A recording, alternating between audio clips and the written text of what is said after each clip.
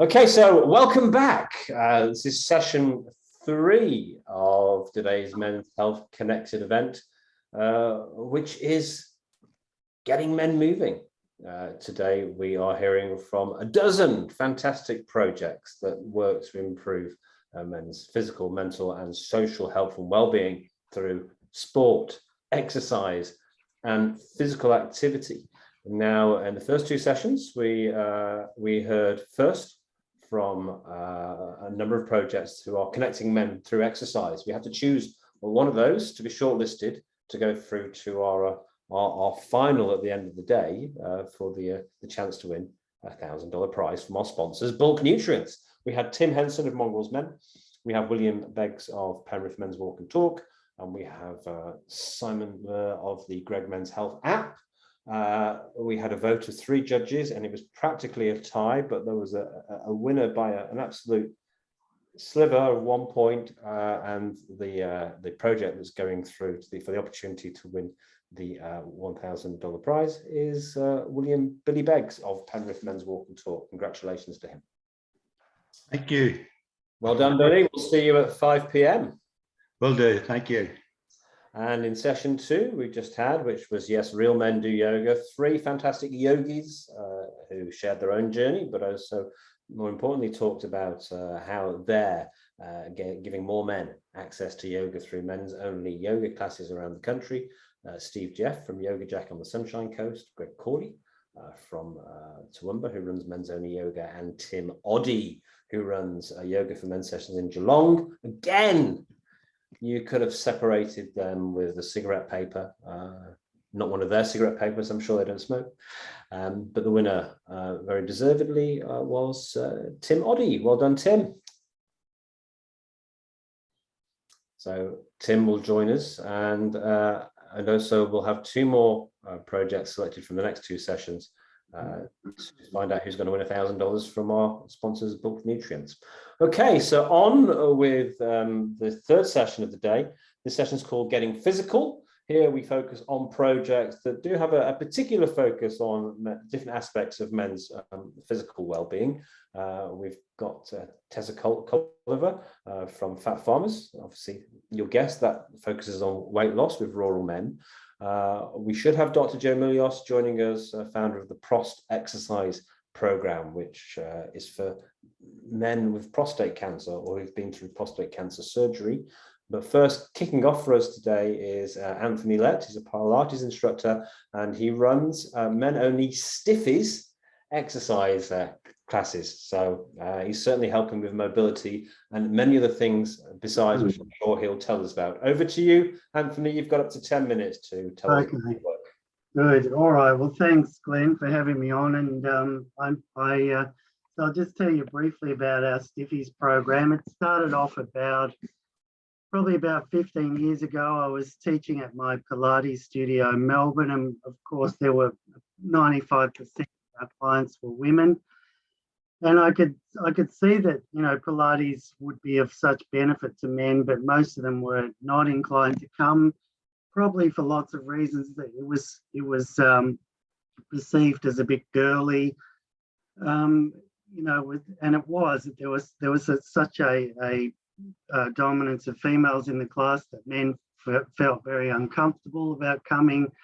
They felt uncoordinated and probably very stiff and embarrassed about, you know, their physical state. So looking around at the time, there was a gym around the corner called Fernwood, which was a female-only gym, and I thought, well, why don't we start some men's-only classes? There was a suggestion that we call it Firmwood, but we didn't go with that one. We went with, decided to call it the Stiffies Program, and it was billed as a sort of as a program for men who were stiff in all the wrong places. So we had, you know, we made it fun.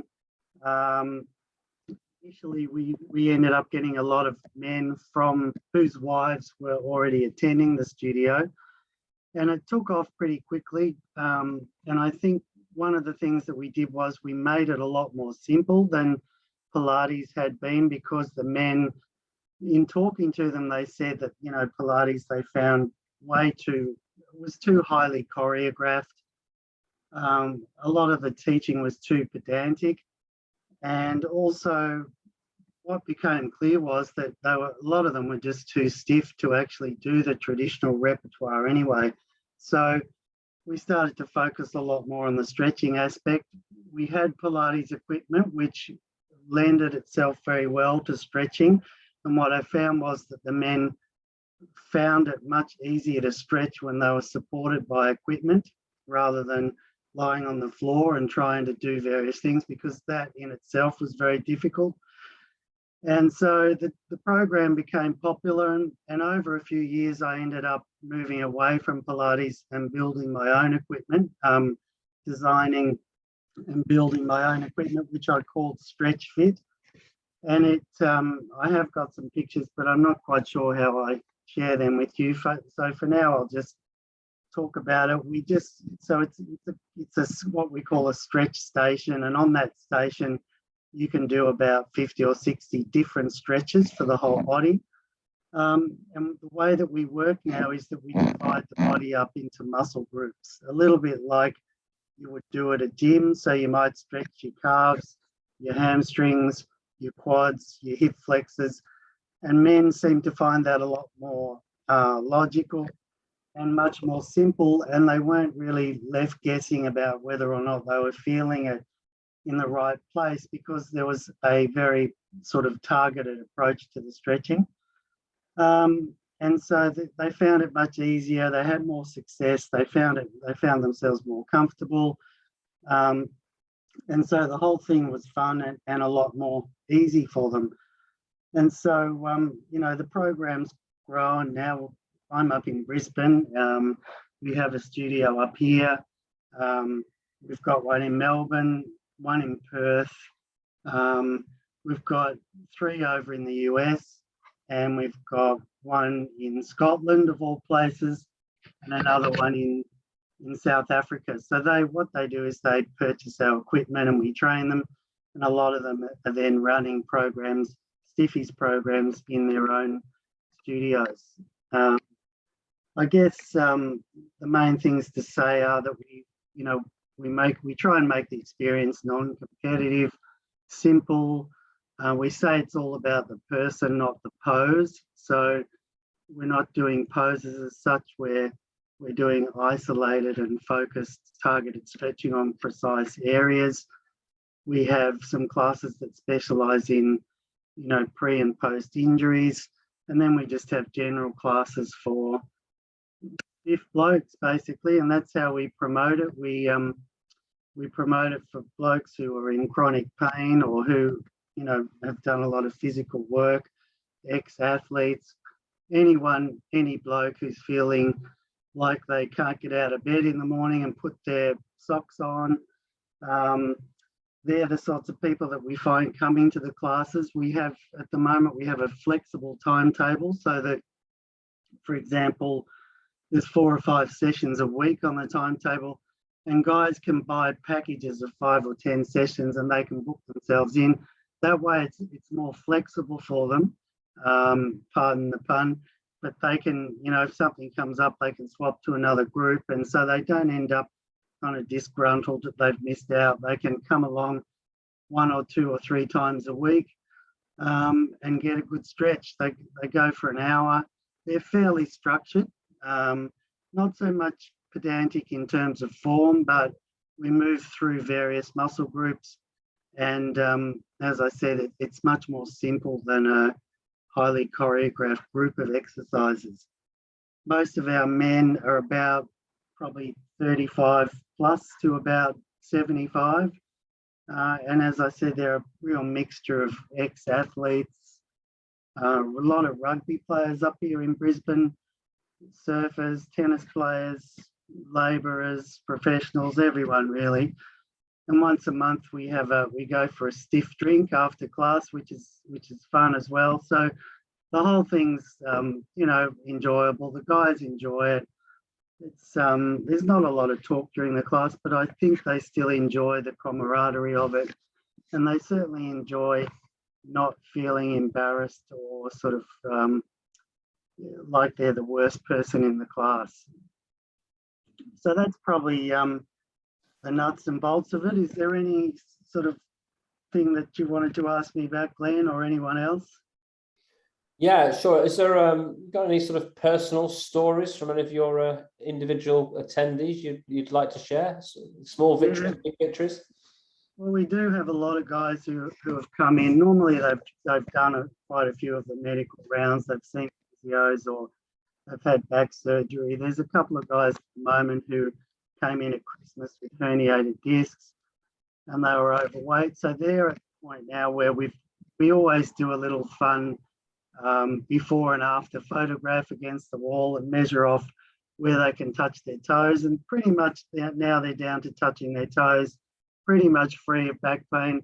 Some of them are on that man shake as well. You probably heard about that. So, there's lots of good stories like that, really, that we hear about each day. Wonderful. I see also there's definitely a theme emerging today. We've had two yoga instructors talking about the beer sessions that they've had after the yoga, and you've brought the very coolly on-brand stiff drink session afterwards. And in the next session, we've actually got a guy who runs a bar, his boy Elroy in Wollongong, who runs. Oh no, that's tomorrow. Tomorrow we've got a project called the Barstool Brothers. So there's definitely a bit of a theme emerging here in terms of engaging men around alcohol. Hopefully, in a positive way. Yeah, and we do have a brewery next door, Newstead Brewery, but so they've been kind enough to put a few drinks together for us. One of them's called the Stiffies drink. So it's a bit of fun. We don't do it too often, but it's nice for the guys to get together. Wonderful. Well, we'll hear from our other two speakers, Anthony, and then we'll come back to you with questions at the end of this session. Oh, okay. So thanks for joining us, and thanks for sharing your global project. Yes. Wonderful. Right. Thank you. Okay, so I'm glad to say that we now are joined by Joe Milios. I can't see you yet, Joe. Are you please say hello so I know you're there? I'm here. Can you see me? I can see you and I can hear you. Wonderful. Good to see you, Joe. Yes, thank you. Sorry if I got my time mixed up. I was counting it was 1:30. I'm not sure what happened there. Okay, that's okay. And Joe is coming from WA, so she's speaking in WA time there for those of us on the East Coast. Let me introduce you, Joe. This is Dr. Joe Milios. She is the founder of the PROST exercise program, which is specifically for men with prostate cancer, men preparing for surgery and men recovering from surgery. I'm delighted to have her here to share about her project. Over to you, Joe. Thanks so much, Glenn. And once again, it's great to be involved with your organisation, as always, toasting everything men's health. Now, I have put a little bit of a PowerPoint presentation together, so it might be a little bit different from some of the other speakers, but I just wanted to start with showing you the introduction that you might see in our website. So we're known as PROST, Exercise for Prostate Cancer, and I'll let one of the blokes tell you a little bit more about it.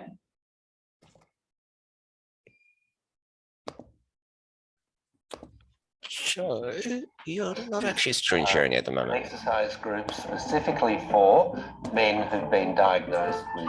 Joe, I'm not sure if you can hear. You're not screen sharing at the moment. 70 plus apart from a couple. Oh, you need to stop. So we run around like young men, playing soccer on this oval, doing exercises, and.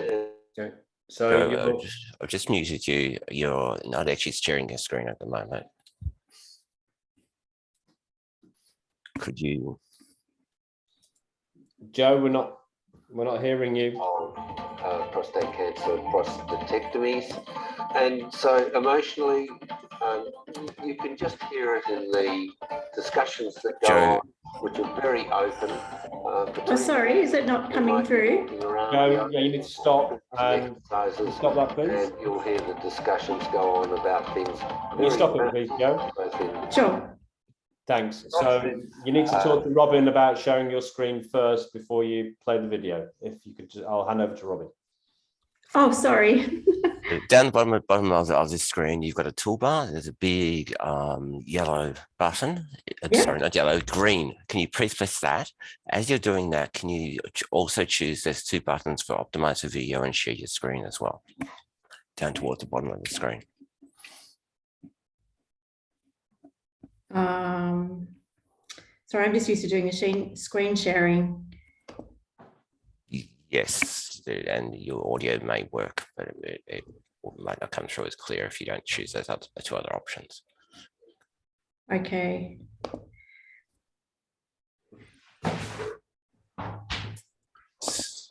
Sorry, is it not working either? No, we're not able to see your screen. Okay. All right. Sorry, I can't see the green arrow that you're talking about. So you can't see the share screen button down the bottom of the Zoom? No. No. Just try something else to see if this is actually the different. Do you now see your buttons, any different buttons down the bottom of the screen? Unfortunately, no. I've just got more where it says share screen. Yep, so if you go share screen. Yep.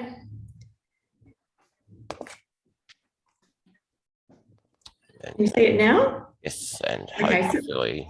Sorry about that, everyone. Okay, we'll just let one of the guys.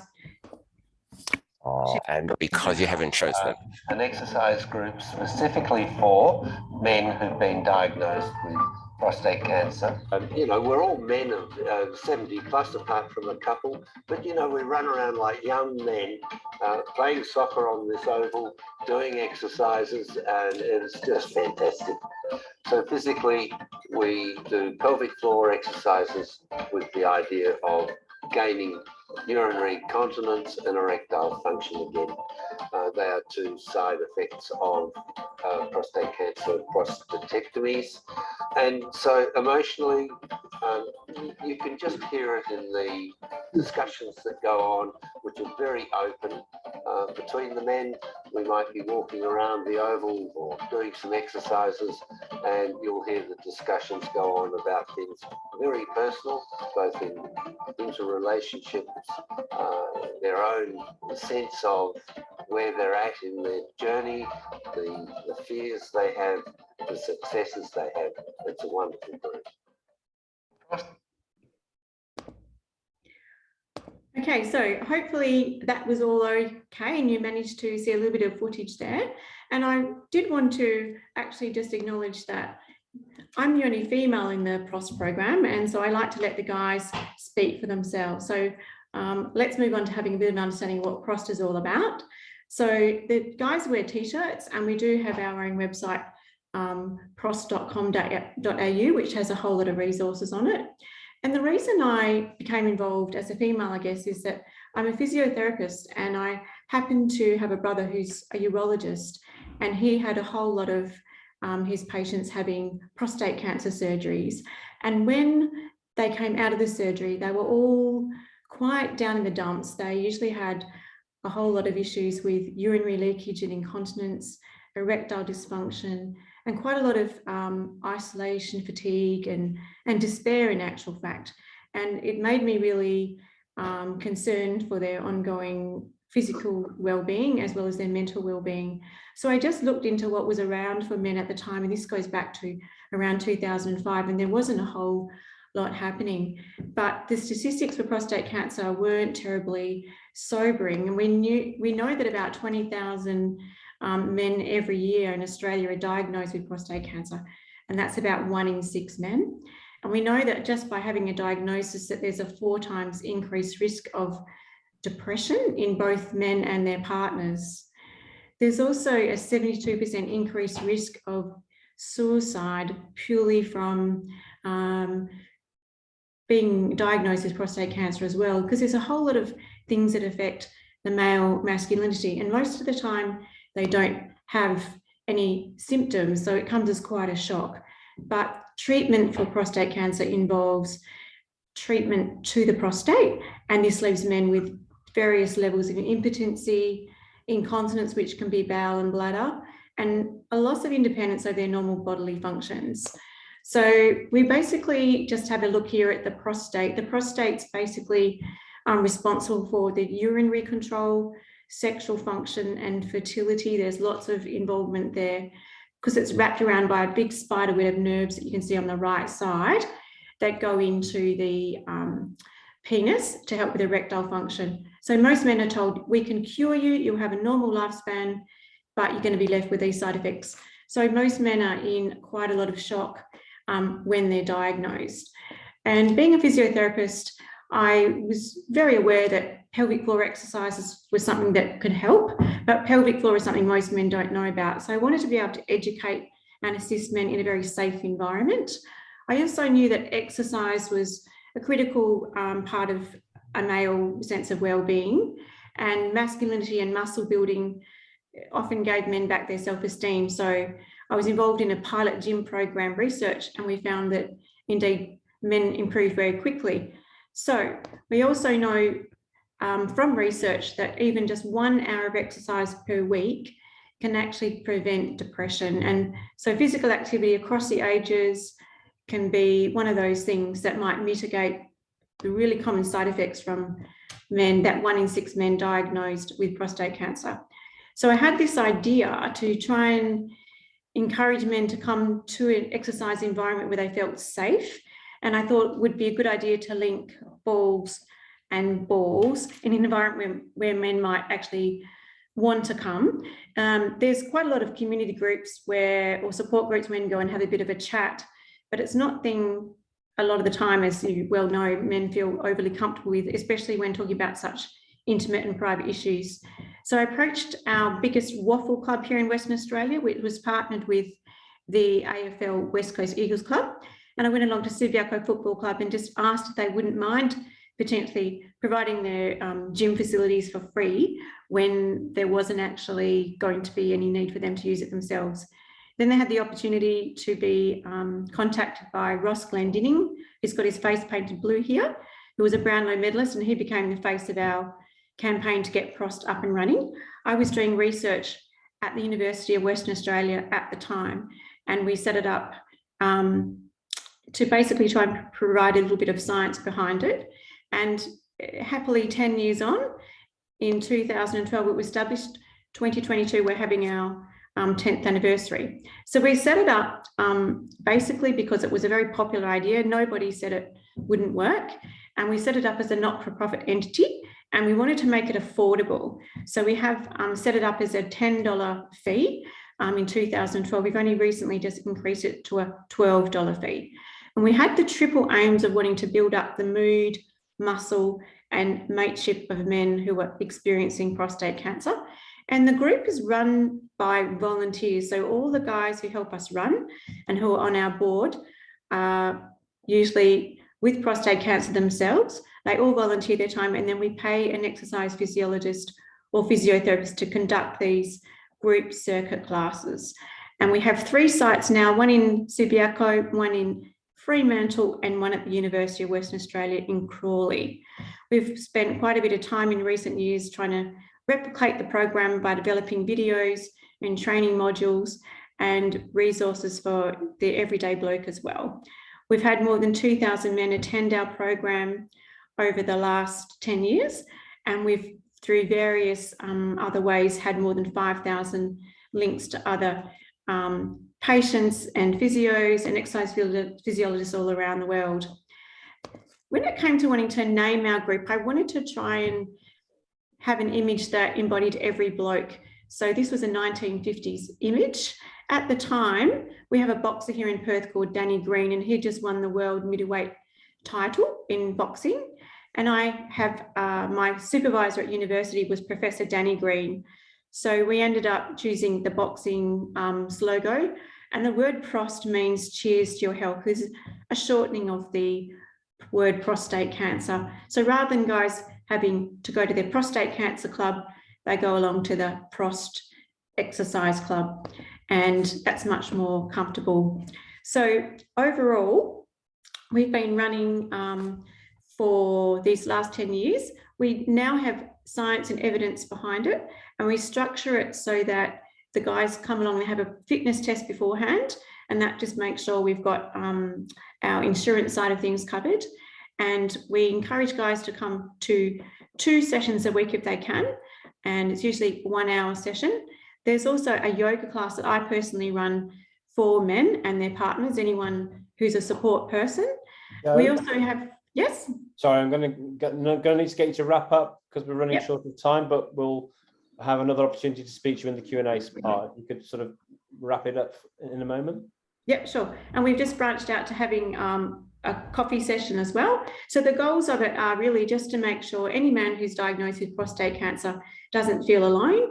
And we also now have a podcast that's sponsored by PROS, known as the Penis Project. So we've got lots of different resources that we're expanding and lots of interest from the football community to help us go further. So Thank you very much. Sorry about the technical issues. Yeah, thanks, Joe. Sorry we struggled with some technical issues there, but it's a wonderful project that you're running, and hopefully we'll get more clarity if needed in the Q&A session from questions you'll just want to ask. So last but not least in this session, we've had 2 women working in men's health. That's an interesting question in itself to discuss. Let me just make it absolutely clear from my perspective that some of the best people working in men's health are women, and they certainly are very welcome in the sector and can make a huge difference. And one of those people making a difference for men in different roles she's played is Tess Colliver. Currently, excuse me, I'm having technical issues now, some phone coming through my computer. Tess Colliver, currently Executive Officer at the FAT Farmers Project, which you'll guess by its name is dealing with weight loss in rural communities. Tess, are you there? Yes, hello. And I'll leave you in the good hands of Liam or Rob to handle any issues with the sharing of the PowerPoint. Over to you. Thanks for being here, Tess. No worries. Thanks, Glenn. So my presentation is a bit different. I'm not seeing myself as full screen, so I'm not sure if that's what everyone else is seeing. But anyway, I can see myself in the little box. So Fat Farmers, it's actually not about weight loss. Fat Farmers, the full name is Fat Farmers Rural Health Initiative. And it's all about getting farmers active, because exercise for farmers is generally not a high priority. So it all started back in 2010 at Maitland on Central York Peninsula in SA, which is a very much a cropping farming area. And that's a culture I very much understand because I grew up in this area and my dad was a cropping farmer. Thank you. Someone just let me know that I am full screen. Good. So that's just my view. So what happened back in 2010, the Maitland gym was new and the clientele was about 98–99% female. Most men would play sports like footy, cricket or tennis, but farmers going to the gym just didn't happen. So a local farmer received a gift voucher from his wife. She didn't know what else to get him as a Christmas present for some PT sessions. And a couple of his mates decided they wanted to go along as well. So the 3 of them started going for the PT sessions at the gym, and they were all in their 40s and no longer playing footy, and were joking about needing to get active because they were becoming fat farmers. So that's where the name came from. And it's now Fat Farmers Rural Health Initiative, to make it clear that it is about health. So they quickly noticed that they were feeling better for the exercise and decided that they needed to get other farmers involved. So they started holding breakfast barbecues on the sidewalk out the front of the gym, just to encourage other guys to come along. And the group grew, and these days the Friday morning Fat Farmer sessions at Maitland are at full capacity, so no one else can get in now. And the age range is from 20s right through to early 60s. We have actually just done a big website update. So I am going to share my screen. What's this? Oh, yeah. So share my screen so you can see the website. Okay, so you should see the website now. Yeah, and I am going to play a little video. So this is the group. This was shot at Maitland last year, and it shows the guys having a good time doing their workout, and it just gives a bit of a snapshot of what Fat Farmers is all about. So,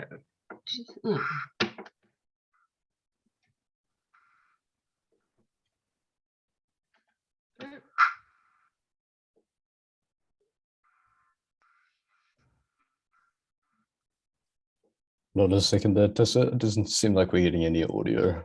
and I forgot to share the audio. Yep, awesome.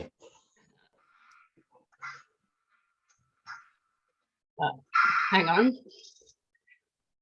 Sorry about that. No worries. I've got it on backup if you want to just roll over to that. Sorry. I got it on backup if you want to roll over, if you want me to share it, if that would help.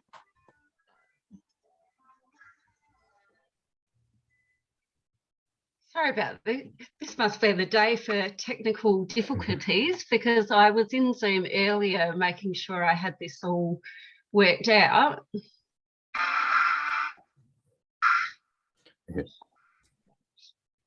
So. Can you all see that? Yep, sorry.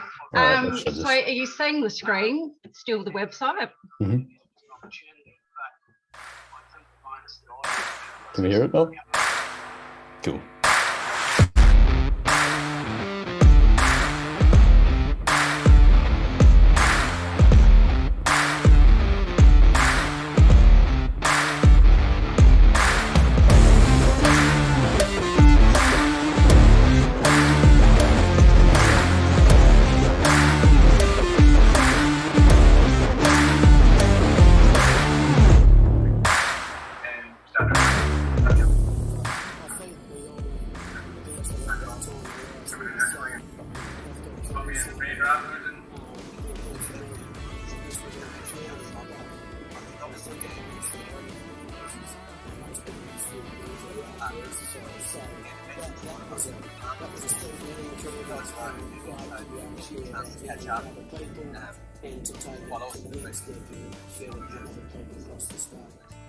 Yeah, I had a bit of a heart scare back in 2015. I had a couple of stents at the time and started the cardio rehab group, which is run by the local hospital at the gym here for 2 days a week, and started to enjoy it. Started coming other mornings as well, and the Fat Farmers were in at the same time, so I was just joining with them naturally, and coffee and banter afterwards. And the big thing is the mental health side of it.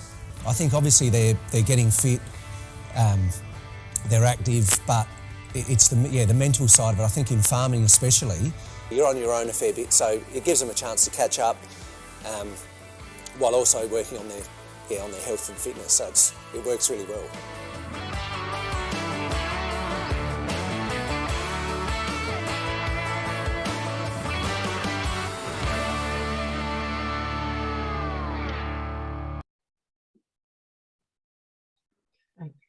All right, back over to you, Tessa.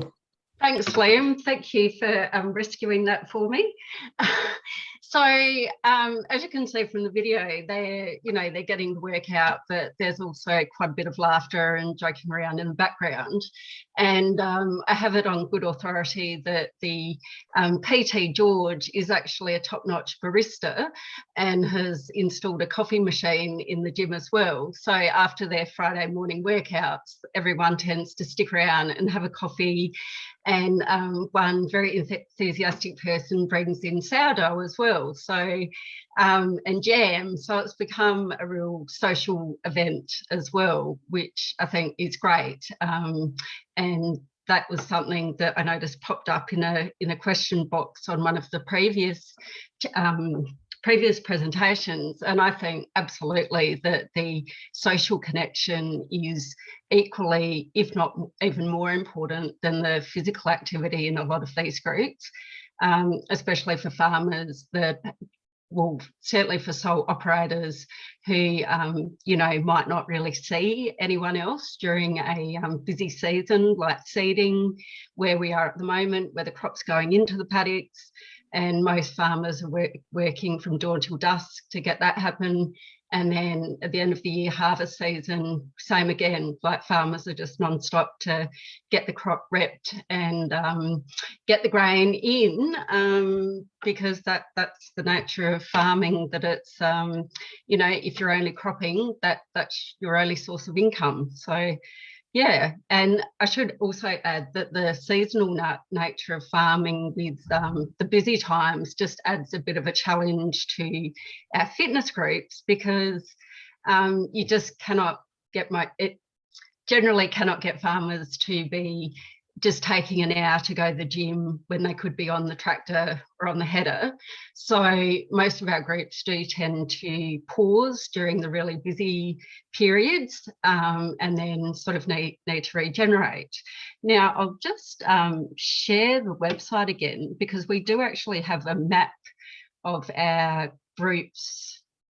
Okay. Do have a map of our groups. Right, am I sharing that? No, hang on. Excuse my technical opposite of know-how. So that should be back to the website and should see the map of all the groups. Crystal clear. Fantastic. So I'm here on York Peninsula, the little leg in the middle. And so we have quite a few groups sort of clumped around the Barossa Valley. Over here, one hopefully starting soon at Renmark, that's an almond farmer, got a grape farmer at Tanunda, but the rest of the groups are all in cropping areas. This year we're getting some expansion over here on the west on the Eyre Peninsula, and probably have another 4 groups in sort of behind the scenes getting organised to add to the groups we have over there. And I think for the Eyre Peninsula communities, it's even more important, given that a lot of those communities are quite isolated, and most of those areas are at least 7 hours drive from Adelaide, whereas here on York Peninsula, we're only 2 hours drive from Adelaide. And as you can imagine, that has a huge impact on the services and things available. So, as I said, Fat Farmers got started back in 2010, and we are very lucky that our funding comes from a range of sponsors. So we've just got down here the Platinum Partner and Gold sponsor at the moment, and also if it doesn't take too long, click on the all sponsors, which I just scroll down, are mainly all ag businesses. So AGT is Australian Grain Technologies, Balco is a hay company, Bretnall's is accounting, but they have a specific agricultural division. Then Hardy and Integrain are all ag companies as well. So not a huge budget, I should add, but that has been fantastic, that sponsorship was already all in place when I started with Fat Farmers just over a year ago. Right. So, sorry. Thank you, Tess. Yes, I've talked away 10 minutes probably. Brilliant. Thank you for that. Thank you for giving us a little view into what sounds like a wonderful project. We'll come back to you in a second, because we're going to make sure that everyone's got the chance to answer a couple of questions. If you want to ask a question of any of the individual presenters, or a question to all of them, raise your hand, or if you've got any comments or feedback. I've got one. There's definitely a sort of a connection here with all the projects, so they have the capacity to be offered in different places. So I'm going to come back to our first speaker first, Anthony Lett. Just remind us of how many different places you're in, Anthony, but then also, can you tell us what does it actually take to get a new group up and running? So to get a Stiffies group, you need, first of all, you need to be trained on how to use the equipment. So I've put together there's an online course that trainers can take, and there's an anatomy component of that as well. So that comes with an app and a skeleton, and so people learn a bit about musculoskeletal anatomy through that course. And then they also do an online training program with me about how to teach all of the material and how to run classes. So they'd have to do that, and then they'd have to purchase the equipment. So it's a bit of a commitment up front. Yeah, understood. And so remind us how many groups you say you've got around the globe? Well, we've got Brisbane, Sydney coming. We've got the Gold Coast, Melbourne, Perth. We have 3 in the US, 1 in South Africa, and 1 in Scotland. Right, across And 4. we have about, per week, we have about 60 blokes coming to Brisbane. Gotcha, amazing.